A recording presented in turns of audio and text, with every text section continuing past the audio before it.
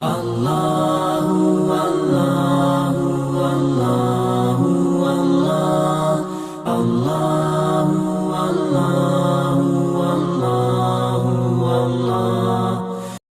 اعوذ باللہ من الشیطان الرجیم بسم اللہ الرحمن الرحیم رب اشرح لی صدری ویسر لی امری واحلل عقدۃ من لسانی یفقهوا قولی اللہم ارنا حقا حقا وارزقنا اتباعہ وارنا باطلا باطلا وارزقنا اجتنابہ۔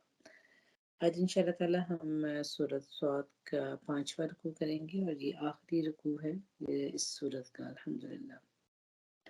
تلاوت سے شروع کرتی ہوں۔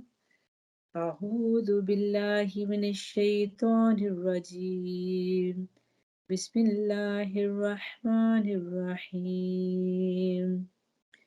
قل انما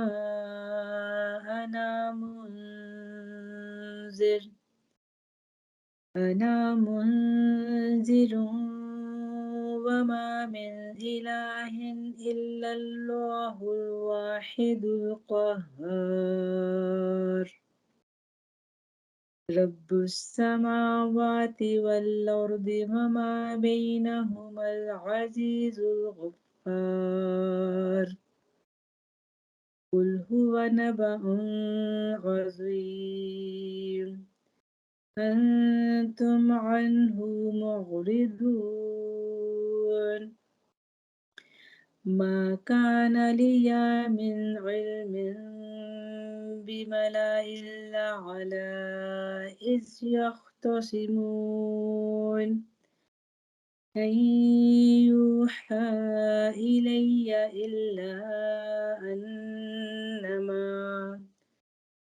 أنا نذير مبين إذ قال ربك للملائكة إني خالق بشر من طين فإذا سويته ونفخت فيه من روحي فقعوا له ساجدين۔ صدق اللہ العظیم۔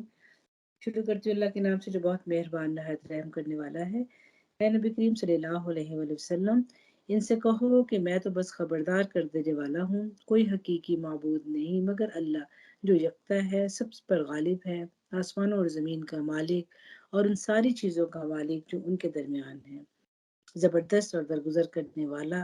ان سے کہو یہ ایک بڑی خبر ہے جس کو سن کر تم منہ پھیرتے ہو۔ ان سے کہو مجھے اس وقت کی کوئی خبر نہ تھی جب ملائے اعلیٰ میں جھگڑا ہو رہا تھا، مجھ کو تو وحی کے ذریعے سے یہ باتیں صرف اس لیے بتائی جاتی ہیں کہ میں کھلا کھلا خبردار کرنے والا ہوں۔ جب تیرے رب نے فرشتوں سے کہا میں مٹی سے ایک بشر بنانے والا ہوں، پھر جب میں اسے پوری طرح بنا دوں اور اس میں اپنی روح پھونک دوں تو تم اس کے آگے سجدے میں گر جاؤ۔ جیسے کہ ہم پہلے 4 رکوع الحمدللہ کر چکے ہیں اور اس حوالے سے کچھ جو ہیں جو اس کا مضامین ہے ان پر ہم نے گفتگو کی۔ تو سب سے پہلے تو قرآن پاک کی جو صفت اس میں بیان کی گئی، اس کے حوالے سے کہ قسم کھائی گئی قرآن کی کہ یہ نصیحت سے بڑا قرآن ہے اور جنہوں نے ماننے سے انکار کیا وہ سخت تکبر اور ضد میں مبتلا ہے۔ اور دوسرا یہ کہ کتاب کے بارے میں بتایا گیا کہ کتاب اللہ تعالیٰ کی جو ہے وہ اس میں لوگوں کے لیے غور و فکر کرنے کے لیے، عقل و فکر رکھنے والوں کے لیے سبق ہے۔ پھر سبق کے حوالے سے اللہ تعالیٰ نے انبیاء کرام کی مثالیں دی، حضرت داؤد علیہ السلام، حضرت سلیمان علیہ السلام، حضرت ایوب علیہ السلام اور حضرت یعقوب، حضرت اسحاق اور حضرت جو ہے پہلے حضرت ابراہیم اور پھر حضرت اسحاق اور یعقوب کی اس کا بھی ذکر کیا۔ تو یہ کچھ انبیاء کرام تھے جن کی صفات پھر اس میں بتائی گئی کہ وہ بہت زیادہ رجوع کرنے والے، اعتراف کرنے والے، استغفار کرنے والے، صبر کرنے والے جو انبیاء کرام تھے ان کے بارے میں ہم نے بہت بات کی الحمدللہ۔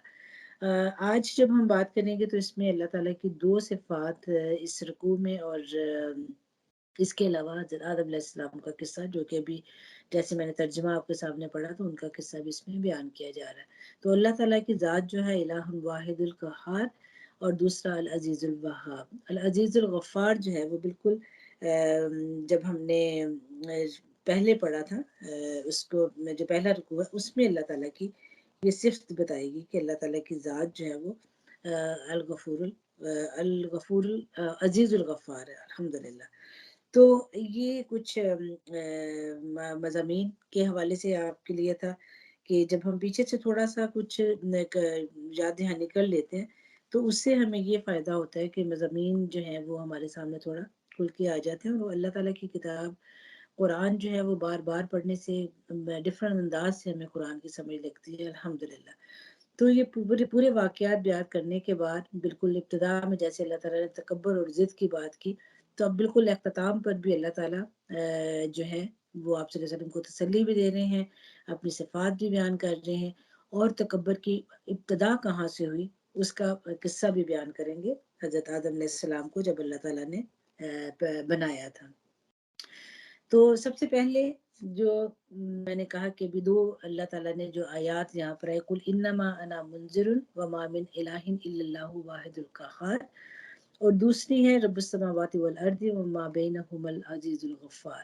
65 اور 66 دو آیتیں ہیں، اور جس میں اللہ تعالیٰ فرما رہے ہیں آپ صلی اللہ علیہ وسلم سے کہ ان سے کہہ دو کہ میں تو بس خبردار کر دینے والا ہوں، کوئی حقیقی معبود نہیں مگر اللہ جو یکتا ہے اور سب پر غالب ہے. تو آپ صلی اللہ علیہ وسلم کی ذمہ داری بھی یہاں پہ بتائی گئی، اور اس رکوع کے آخر پہ بھی ہم دیکھیں گے کہ آپ صلی اللہ علیہ وسلم کے حوالے سے اللہ نے کیسے ان کا تعارف دیا، ان کی ذمہ داری کیا بتائی.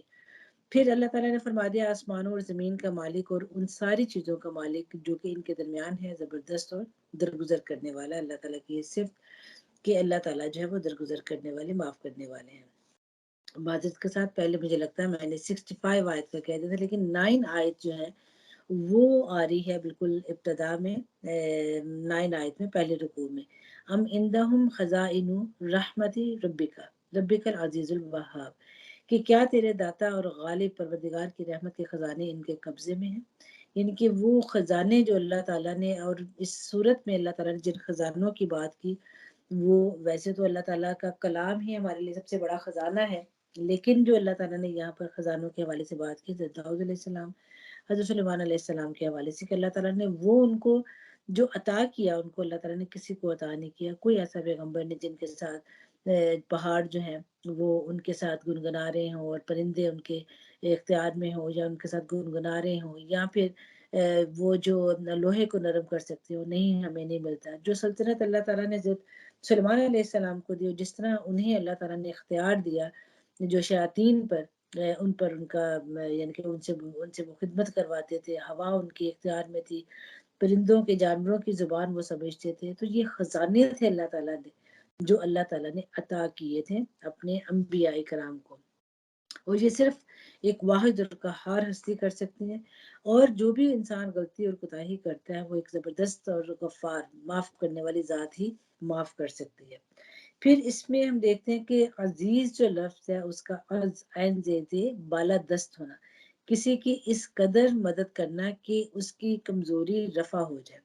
تو یہ کون ہو سکتا ہے؟ اللہ تعالیٰ کی ذات ہی ہے کہ ہماری کمزوریاں جو ہیں ان کو اللہ تعالیٰ جو ہے وہ دور کرتے ہیں. اللہ تعالیٰ ہمارے ساتھ آسانیاں کرتے ہیں، کیونکہ انسان کمزوریوں سے بھرا پڑا، تو اس کی کمزوریوں کو دور کرنا، اس کی کمزوریوں کو تقویت دینا، یعنی کہ جہاں جہاں پر وہ کمزور ہے، جہاں جہاں اسے مدد کی ضرورت ہے، وہ صرف اللہ تعالیٰ کی ذات ہی کر سکتی، کیونکہ وہ کیا ہے؟ عزیز ہے. وہاب کہتے ہیں کہ بلا معاوضہ دینا، اور بعد میں کسی فائدے کی توقع نہ کرنا. انسان تو جو کسی کو دیتا ہے نا تو وہ پھر اس سے فائدہ بھی چاہتا ہے، لیکن اللہ تعالیٰ کی ذات وہاب ہے کہ وہ انسان کو بلا معاوضہ دیتا ہے. کوئی ہمارے پاس کوئی ایسی چیز نہیں کہ جو کہ بدلے میں اللہ تعالیٰ کو ہم عطا کر دیں. ہر چیز ہمیں جو ملتی ہے اس کا معاوضہ نہیں ہم دے سکتے ہیں، اور پھر بعد میں کسی فائدے کی توقع نہ کرنا. اللہ تعالیٰ کو ہمارے نیک ہونے سے، ہمارے عبادت گزار ہونے سے، ہمارے صدقے خیرات سے اللہ تعالیٰ کو کوئی فرق نہیں پڑتا. اللہ تعالیٰ کوئی ہم سے فائدے کی توقع نہیں رکھتے ہیں.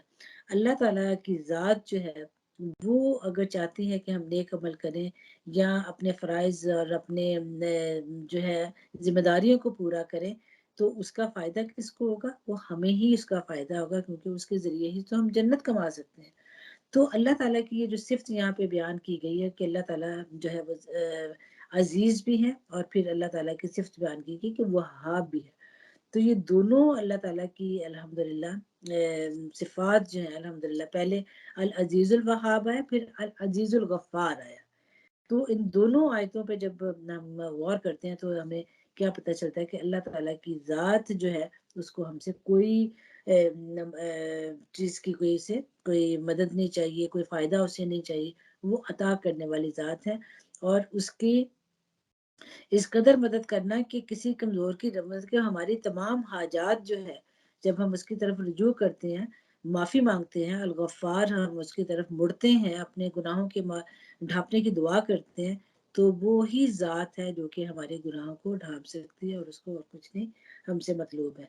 तो ये अल्हम्दुलिल्लाह अज़ीज़ और वहाब, जब हम मीनिंग्स को हम देखते हैं कि ये मीनिंग, और फिर उसके बाद अल्लाह रब्बुल इज़्ज़त ने इस तारीफ़ के बाद अज़ीज़ अल अजीज अल वहाब 9 आयत में अल्लाह ताला का, फिर उसके बाद अल्लाह ताला जो है वो अंबिया किराम की बात करते हैं और अल्लाह ताला फरमाते हैं कि कितने ही ऐसे जत्थे गुजर चुके हैं जो कि जो बड़े जोरावर थे। मुशरिकीन मक्का अपने आप को बहुत ताकतवर और अपने आप को बहुत जोरावर समझते थे। तो अल्लाह ताला ने कहा कि बहुत से ऐसे जत्थे गुजर चुके हैं कि जिनको उनका ज़िक्र करके नूह अलैहिस्सलाम की कौम और आद की और फ़िरौन की और समूद की और लूत अलैहिस्सलाम की कौम और ऐका वालों, तो इन सब ने बड़ा कुछ करके दिखाया, लेकिन क्या हुआ, एक धमाका भी वो बर्दाश्त नहीं कर सके, अल्लाह ताला ने उनको ख़त्म कर दिया। और फिर इंसान जो है वो क्या है, जल्दी करता है, उसे कहता है कि भी मुझे जल्द सब कुछ जो है वो मुझे जल्द मिल जाए। फिर इसके बाद हम देखते हैं कि हज़रत आदम अलैहिस्सलाम के हवाले से अल्लाह ताला किस्सा बयान करते हैं कि आदम अलैहिस्सलाम जो थे वो क्या, कुरान पाक से इंशाअल्लाह ताला देखते हैं कि अल्लाह ताला फरमा रहे हैं इसमें कि आप सल्लल्लाहु अलैहि वसल्लम को पहले तो तसल्ली, और फिर ये बता रहे हैं कि अल्लाह ताला कि भी आप देखें कि आप उस वक़्त वहाँ मौजूद नहीं थे जब उस वक़्त मलाया आला पे झगड़ा हो रहा था। वो झगड़ा क्या हो रहा था? वो झगड़ा अल्लाह ताला बता रहे हैं कि जब तेरे रब ने फरिश्तों से कहा था कि मैं मिट्टी से एक बशर बनाने वाला हूँ, तो फिर जब मैं उसे पूरा बना दूँ, तो इसमें अपनी रूह फूँक दूँ, तो तुम इसके आगे सजदा कर देना। अब जब सजदे की बात हुई तो आगे पूरा एक सिलसिला चल रहा है जो अल्लाह ताला बता रहे हैं कि जब सजदे का हुक्म दिया गया तो उस वक़्त अल्लाह ताला की जो उस वक़्त वहाँ पे मखलूक थी, जो कि फरिश्ते थे, और फरिश्तों के अलावा जो था वहाँ पर ऑब्वियसली शैतान जो है वो भी वहाँ पर था। तो जब अल्लाह ताला ने कहा कि मैं अब ऐसी मखलूक बनाऊँगा, तुमने सबने उसमें सजदे पे गिर जाना, तो क्या हुआ, इब्लीस ने इसका इनकार कर दिया। और इस हुक्म के मुताबिक फरिश्ते सब के सब सजदे में गिर गए, मगर इब्लीस ने अपनी बड़ाई का घमंड किया और वो काफिरों में हो गया। रब ने फरमाया, ए इब्लीस, तुझे क्या चीज उस सजदा करने से मानी हुई जिसे मैंने अपने दोनों हाथों से बनाया है। तू बड़ा बन रहा है, तू ही है कुछ ऊंचे दर्जे की हस्तियों में से। उसने जवाब दिया कि मैं उससे बेहतर हूँ। अब इससे अगली अगर हम स्लाइड देखेंगे तो इसमें हमें इब्लीस का ये पूरी जो उसका मामला उसमें नजर आता है कि किस तरह अल्लाह ताला ने उसको कहा कि तुम सबसे कहा सजदा करो और उसने इनकार कर दिया। और फिर अल्लाह ताला ने कहा कि तुम अपने आप को कोई बहुत ही ऊंची चीज समझते हो। तो उसने जवाब दिया कि मैं उससे बेहतर हूँ। आपने मुझको आग से पैदा किया और इसको मिट्टी से। फरमाया कि अच्छा तो यहाँ से निकल जाओ, तू मरदूद है और तेरे ऊपर जो मैं जजा तक मेरी लानत है। वो बोला, क्या मेरे रब ये बात है, तो फिर इस वक्त तक के लिए मुझे मोहलत दे दे जब ये लोग दोबारा उठाए जाएंगे। फरमाया, अच्छा तुझे इस रोज तक के लिए मोहलत है जिसका वक्त मुझे मालूम है। इसने कहा कि तेरी इज्जत की कसम, मैं इन सब लोगों को बहका कर रहूंगा बजुस तेरे उन बंदों के जिन्हें तूने खालिज कर लिया है। फरमाया, तो हक ये है कि मैं हक की कहा करता हूँ और मैं जहन्नम को तुझसे और उन सब लोगों से भर दूंगा जो इन इंसानों में से तेरी पैरवी करेंगे। अब ये पूरी एक कॉन्वर्सेशन चली और अल्लाह ताला ने बिल्कुल इसी तरह कुरान पाक में उसको बता दिया। और इसमें हम देखते हैं कि इस पूरे पैराग्राफ में या पूरी गुफ्तगू में जो चीज़ हमें नजर आती है कि सबसे पहले तो इब्लीस ने इनकार किया। जब अल्लाह ताला ने सबसे कहा सजदा करो तो इब्लीस ने इसका इनकार किया। और ये क्या था, अल्लाह के हुक्म की नाफरमानी। ये सबसे बड़ा जो जुर्म है इंसान का, वो है कि अल्लाह की बात ना मानना, उस ज़ात की बात ना मानना कि जिसने तुम्हें पैदा किया है, जिसने पूरी कायनात तुम्हारे लिए बनाई है, जिसने तुम्हें एक ऐसा मकाम दिया है जो कि दुनिया में पूरी अल्लाह ताला की तख्लीक में किसी को वो मकाम नहीं जो अल्लाह ताला ने तुम्हें ये मकाम दिया। تو تم جب اللہ کی نافرمانی کرو گے، اللہ کے حکم نہیں مانو گے، اور پھر وہ نافرمانی کرنے کی وجہ کیا؟ تکبر. تکبر تو بالکل اللہ تعالیٰ کو پسند نہیں ہے. تکبر تو ایسی چیز ہے کہ کسی کے اندر رائی کے دانے کے برابر بھی ہوگا تو وہ جنت میں نہیں جا سکے گا. تو یہ بہت بڑا جرم ہے تکبر، اور تکبر کی وجہ ہی سے انسان جو ہے وہ انکار کرتا ہے.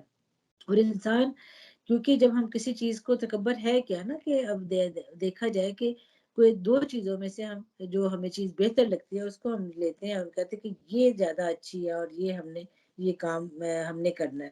تو تکبر بھی یہی ہے کہ بڑا ماننا، اپنی بات کو بڑا ماننا، اپنی ذات کو بڑا ماننا، اپنی سوچ کو بڑا ماننا. تو وہ اس نے کیا؟ اپنے آپ کو بڑا مانا. اور اللہ تعالیٰ کی ذات سب سے بڑی ذات ہے، اللہ تعالیٰ کی بات سب سے بڑی بات ہے.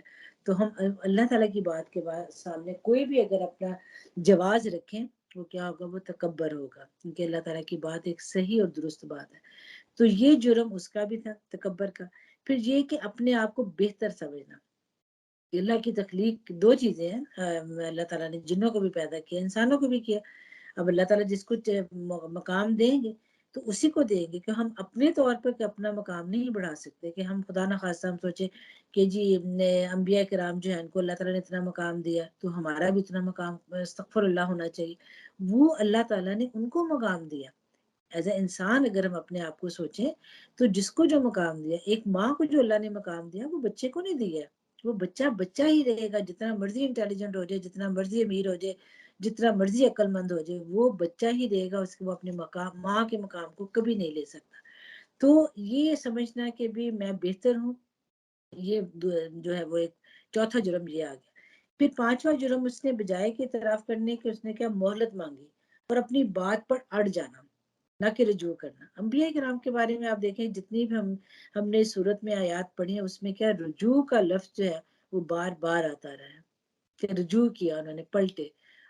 واب جو ہے وہ ان کے صرف بیان کی گئی بار بار کہ وہ بار بار جو ہے وہ اپنے رب کی طرف وہ پلٹے. انہوں نے اعتراف کیا، اللہ تعالیٰ نے اتنا نوازا کہ لیکن غلطی ہوگی، اعتراف کیا. اب اس نے کیا کیا؟ اس نے رجوع نہیں کیا کہ اچھا اللہ تعالیٰ مجھے تو غلطی لگ گئی تھی کہ ایسے میں نے کیا، مجھ سے ہو گیا تو میں معافی مانگتا ہوں. لیکن نہیں، اس نے کیا کیا؟ اس نے مہلت مانگ لی. اور پھر اس کے بعد کیا کیا؟ اپنی نافرمانی پر اصرار کیا. اپنے لیے کیا مہلت مانگنی تھی؟ اپنی غلطی کو صحیح ثابت کرنے کی کوشش کی. اس نے کہا کہ میں تیرے بندوں کو بھی اپنے ساتھ میں لاؤں گا، میں تیرے بندوں کو بھی ساتھ لے کے چلوں گا تاکہ میرا لشکر جو ہے وہ بھاری ہو. میں اکیلا نافرمان نہیں رہوں گا، میں اور بہت سے نافرمانوں کو اپنے ساتھ اکٹھا کر لوں گا. تو یہی اس کی تقدو، یہی اس کی کوشش جو ہے وہ ہر وقت ہمارے سر پہ سوار رہتا ہے، اور ہمارے ہر عمل میں، ہماری سوچوں میں وہ آتا ہے اور ہمیں ورگلاتا رہتا ہے، اور ہمیں ہمارے دل میں وسوسے ڈالتا رہتا ہے کہ تاکہ ہم اللہ کے فرما بردار نہ بن جائیں. وہ نہ بن جائے جو کہ اللہ تعالیٰ نے کہا کہ میرے خالص بندوں کو پر تیرا کوئی زور نہیں چلے گا، جن پر اللہ تعالیٰ کو مان ہوگا، اللہ تعالیٰ کے خالص مخلص بندے. اور اس میں کوئی ملاوٹ نہیں ہوگی. خالص جو ہوتا ہے نا، اس میں ملاوٹ نہیں ہوتی، اور اس میں شرک کی ملاوٹ نہیں ہوگی. سب سے بڑا جو ملاوٹ کی چیز ہے نا وہ شرک ہے، کہ اس میں شرک کی ملاوٹ نہیں ہوگی. وہ کسی کو اللہ تعالیٰ کی ذات کے ساتھ شریک نہیں کریں گے، نہ کسی بندے کو، نہ اپنی ذات کو، نہ کسی چیز کو، کسی کو شریک نہیں ٹھہرائیں گے. اور وہ اس بات کو مانیں گے کہ ہر چیز رب العزت نے پیدا کی ہے. خیر جو ہے وہ اللہ تعالیٰ جو آج 65 میں اللہ تعالیٰ کہتے ہیں نا، وَمَا مِنْ إِلَٰهٌ إِلَّا اللَّهُ وَاحِدُ الْقَهَّارُ، کہ میں ہی الہ ہوں. بس کہ یہ کہ بس اللہ تعالیٰ کی ذات ہی الہ ہے، وہی اللہ ہے، واحد ہے، اور وہ قہار ہے، زبردست ہے. تو یہ جو ہے وہ پورا جو پیراگراف تھا اس میں ہمیں جو شیطان کا، ابلیس کا جو رویہ نظر آتا ہے. اب قصہ آدم میں ہمارے لیے کیسے سبق ہے کہ ہم سب آدم کی اولاد ہیں. ہمیں اب کیا اپنے اوپر غور کرنا چاہیے، دیکھنا چاہیے کہ اختلاف نہ کریں. ہم کوئی بات ہمیں سمجھ لگتی ہے دین کی، کوئی نہیں لگتی، ہم اختلافات میں پڑھ کے کیا کرتے ہیں کہ اپنی آخرت خراب کر دیتے ہیں. آدم کو ایک غلطی کی وجہ سے جنت سے نکال دیا گیا، اور ہم تو روز سینکڑوں غلطیاں کرتے ہیں. تو کیا کریں اس معاملے میں؟ اس معاملے میں ہمیں کرنے کی ضرورت ہے کہ انبیاء کرام کی طرح ہم رجوع کریں، اعتراف کریں، قبول کریں، نہ کہ ڈٹ جائیں، نہ کہ اس کو اپنے ساتھ اور لوگوں کو ملاتے جائیں کہ نہیں میری سوچ تو ٹھیک ہے، تو میری سوچ کے بھی اور بہت سے لوگ ہیں. تو پھر ہم اگر 2 سے 5 ہو گئے، 10 ہو گئے، 20 ہو گئے، 1000 ہو گئے، लाखों हो गए हैं। बेशक अल्लाह ताला कहते हैं कि सारी ज़मीन के लोग अल्लाह ताला के नाफरमान हो जाए, अल्लाह ताला की कायनात में कोई फ़र्क नहीं पड़ता। तो मुझे और आपको किस बात पे फ़ख्र है कि मेरे साथ इतने लोग हैं। अगर मैं गलती पर हूँ तो मैं गलती पर हूँ, फिर उसका एतराफ़ करना चाहिए। फिर इब्लीस के इनकार करने से जो हुआ अल्लाह ताला से रिश्ता दुश्मनी शुरू हो गया। तो क्या हम ये अफ़ोर्ड कर सकते हैं कि हम अल्लाह ताला से दुश्मनी अस्तगफिरुल्लाह ले लें? और फिर जो दुश्मनी होती है, इंसानों की दुश्मनी भी आप देख लें, वो दुश्मनी क्या होती है? वो नस्ल दर नस्ल दुश्मनी चलती है। और शैतान की भी नस्ल दर नस्ल जो है वो दुश्मनी चली आ रही है, और वो दुश्मनी जो है वो कभी ख़त्म नहीं ना हुई है और ना कभी होगी। उन्हीं लोगों में से जो कि इंसान दुनिया में उन्होंने अपना रास्ता खालिस करना है अल्लाह के लिए, और इन्हीं लोगों में से बहुत से लोग हैं जिन्होंने शैतान की को फॉलो करना है, शैतान के पीछे चलना है। तो फैसला इसलिए देखें ना कि अल्लाह ताला ने इंसान को इख्तियार दिया। तो जब इख्तियार अल्लाह ताला ने इंसान को दिया तो फिर उस इख्तियार की बिना पर ही सारे फैसले जो हैं वो होंगे। तो उस इख्तियार को अल्लाह ताला जो है वो इंसान, क्योंकि इंसान का मकाम ही उसके इख्तियार की वजह से है ना, देखा जाए तो उस मकाम को अगर अगर हम अब्यूज़ करते हैं, अगर हमें मिसाल के तौर पर अगर कहीं कोई हमारी जॉब है और हम कहीं कोई जॉब कर रहे हैं, कुछ कर रहे हैं और हमें इख्तियार दिया गया, और इस इख्तियार को जब हम अब्यूज़ करते हैं, हम गलत इस्तेमाल करते हैं, तो ऑब्वियसली फिर हम गलती पर हैं। और हमारे साथ जितने भी लोग चलेंगे उसके लिए तो फिर क्या होगा कि वो तमाम लोग जो हैं वो गलती पर होंगे। तो हमने ये देखा कि इसमें शैतान जो है उसके रवैयों के ऊपर हम गौर करें और इसको हम देखें, और अपने रवैयों को हम देखें कि हम किस तरह अपनी इस्लाह कर सकते हैं। कौन-कौन सी जगह है जहाँ पर हमने देखना है कि हम अपने आप को कहीं कह सकते हैं ना कि हम अपने आप को भटका ना दें, अपने आप को फिसला ना दें, अपने ऊपर हमने नज़र रखनी है। और ये कुछ अल्फाज जो कि अव्वाब और नाब और ताब और रजा, और ये कुरान पाक में जो लफ्ज़ इस्तेमाल हुए हैं लौटने के, पलटने के, रुजू करने के। अव्वाब कहते हैं अपने इरादे के साथ बकसरत रुजू करना, अपने इरादे के साथ बकसरत रुजू करना।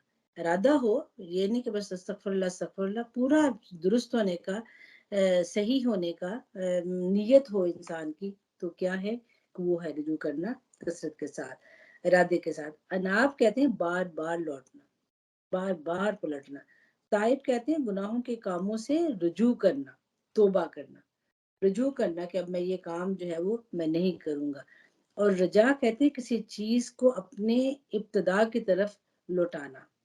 जैसे जब हम मरे क़यामत के दिन जब उठाए जाएंगे तो क्या होगा कि अपनी इब्तदा की तरफ हम लौट जाएंगे, किसी चीज को अपनी इब्तदा की तरफ जो है वो लौटाना, सो रुजू करना।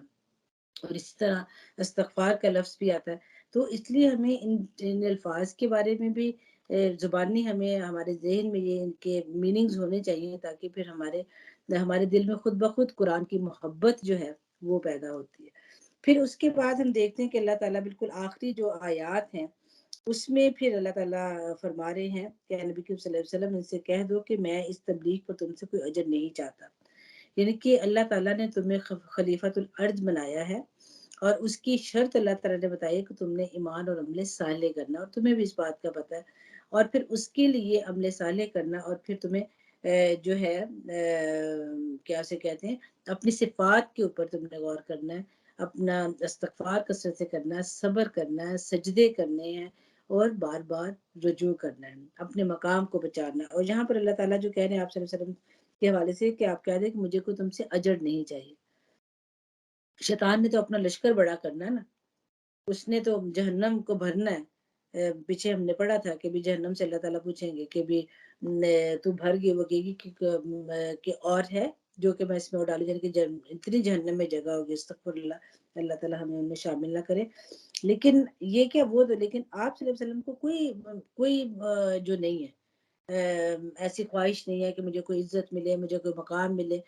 इज़्ज़त और मकाम देने वाली अल्लाह की ज़ात है। आप सल्लल्लाहु अलैहि वसल्लम ने कोई मालूम-मता नहीं छोड़ा, कोई उनका ऐसा नहीं, लेकिन अल्लाह ताला ने उनको मकाम दिया, और कुरान की वजह से, उनके अमाल की वजह से, उनके किरदार की वजह से, उनके अखलाक की वजह से। آج بھی اگر ہم مقام چاہتے ہیں، یا جن لوگوں کو آج بھی اللہ تعالیٰ مقام دیتے ہیں، تو ان کو قرآن کی وجہ سے اللہ تعالیٰ مقام دیتے ہیں، ان کے کردار کی وجہ سے، ان کے اخلاق کی وجہ سے، ان کے عمل کی وجہ سے، ان کے ایمان کی وجہ سے اللہ تعالیٰ ان کو مقام دیتے ہیں۔ تو مقام جس کو چاہیے اس کو یہی طریقہ اپنانا پڑے گا، اور اس مقام کے لیے پھر صبر بھی کرنا پڑے گا، اس کے لیے اللہ کے آگے سجدہ ریز بھی ہونا پڑے گا، اس کے لیے بار بار رجوع بھی کرنا پڑے گا، استغفار بھی کرنا پڑے گا، وہ مقام ہمیں ملے گا۔ تو یہ آخری جو آیات ہے اس میں آپ صلی اللہ علیہ وسلم کی ذمہ داری کے حوالے سے بتا دیا کہ نبی کریم صلی اللہ علیہ وسلم ان سے کہو میں تو بس خبردار کر دینے والا ہوں، کوئی حقیقی معبود نہیں مگر اللہ تعالیٰ کی ذات۔ تو اللہ تعالیٰ ہی حقیقی معبود ہے جو کہ یکتا ہے اور سب پر غالب ہے۔ پھر کہہ دیا کہ ان سے کہو کہ یہ ایک بڑی خبر ہے جو بتائی جا رہی ہے، مجھ کو تو وحی کے ذریعے سے یہ باتیں صرف اس لیے بتائی جاتی ہیں کہ میں کھلا کھلا خبردار کرنے والا ہوں۔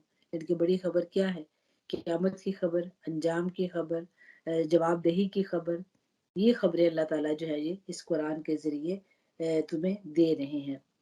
اور پھر اس کے ساتھ کہا کہ نبی کریم صلی اللہ علیہ وسلم ان سے کہہ دو کہ میں اس تبلیغ پر تم سے کوئی اجر نہیں مانگتا، اور نہ میں بناوٹی لوگوں میں سے ہوں، یعنی کہ مجھے تم سے کوئی اجر نہیں چاہیے۔ یہ تو ایک نصیحت ہے، اللہ تعالیٰ نے یہ ایک نصیحت ہے جو کی ہے، اور تمام جہان والوں کے لیے تھوڑی مدت ہی گزرے گی کہ تمہیں اس کا حال خود معلوم ہو جائے گا۔ ان کے آپ صلی اللہ علیہ وسلم کو بتایا جا رہا ہے کہ یہ قرآن ایک نصیحت ہے، اور تمہیں جو ہے خود بخود جلدی ہی پتہ چل جائے گا کہ جو کچھ یہ ہو رہا ہے۔ اب اگلی آیت میں یعنی کہ ہم دیکھتے ہیں کہ جیسے میں نے شروع میں بھی آپ سے یعنی کہ ہر دفعہ ہم کوئی نہ کوئی ایسی آیت آتی رہی ہے ذکر کر کے، تو پہلی آیت میں اللہ تعالیٰ نے کیا فرمایا تھا؟ صاد والقرآن ذی ذکر، یعنی کہ صاد قسم ہے نصیحت بھرے قرآن کی۔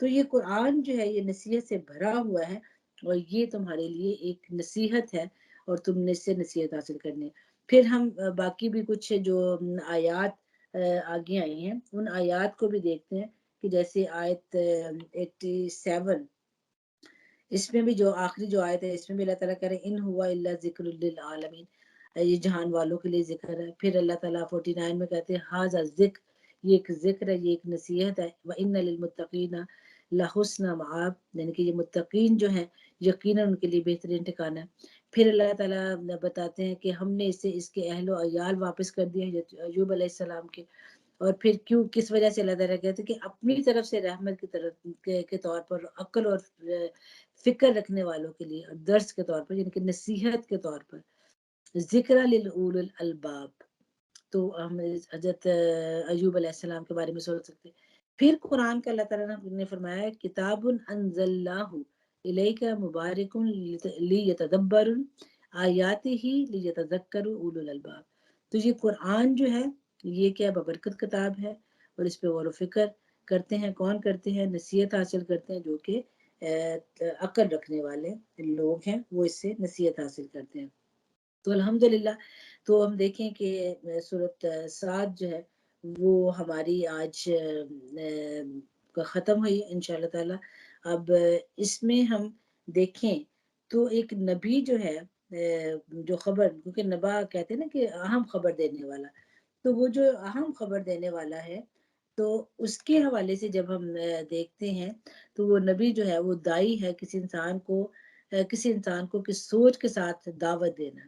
یہ اب ہمارے جو کرنے کا کام جو ہے کہ ہم نے دیکھنا ہے کہ ہم نے کس سوچ کے ساتھ ہم نے کسی کو دعوت، کیونکہ ہر بندہ جو ہوتا ہے نا اس کی اپنا ایک اپنا ماحول ہوتا ہے، اس کی اپنی ایک تربیت ہوتی ہے، جیسے کہ اپنا ہر بندے کا ہوتا ہے، لیکن اس میں اب ہم دیکھیں گے کہ جیسے کچھ میں نے یہاں پہ الفاظ لکھے ہوتے ہیں کہ ہم جب بھی کسی کو دعوت دیں گے نا تو کیسے دیں گے، اس کو اس کے جذبات کو سمجھتے ہوتے، اس کے میلانات کو سمجھتے ہوتے، کس طرف اس کا میلان زیادہ ہے اور کتنی مشقت وہ برداشت کر سکتا ہے، کیا کیا چیزیں اس پر اثر انداز ہوتی ہیں، اور ان کی عملی زندگی کیسی ہے نا۔ دعوت تو ہم دینا جاتے ہیں، یہ تو ہم میں سے ہر بندے کی ذمہ داری ہے کہ ہم نے اللہ کے دین کی دعوت جو ہے وہ اللہ کے بندوں تک پہنچانی ہے، تو اس کے لیے ہمیں بہت حکمت سے اپنی عقل استعمال کرتے ہوئے یہ ذمہ داری نبھانے کی ضرورت ہے۔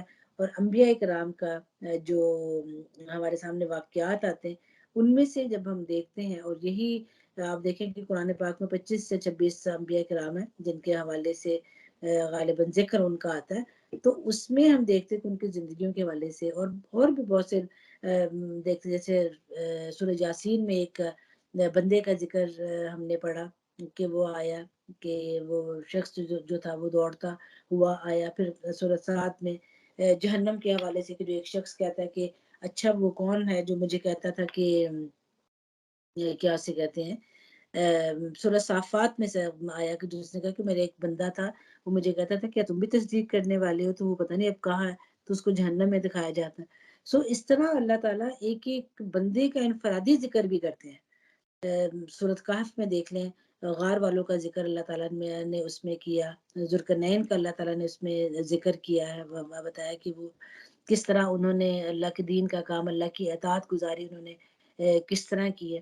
تو یہ سب چیزیں جو ہیں ان سے ہمیں سبق لینا چاہیے، دیکھنا چاہیے کہ یہ لوگ جو تھے انہوں نے کس طرح تبلیغ کی، کس طرح اللہ کے دین کا کام کیا.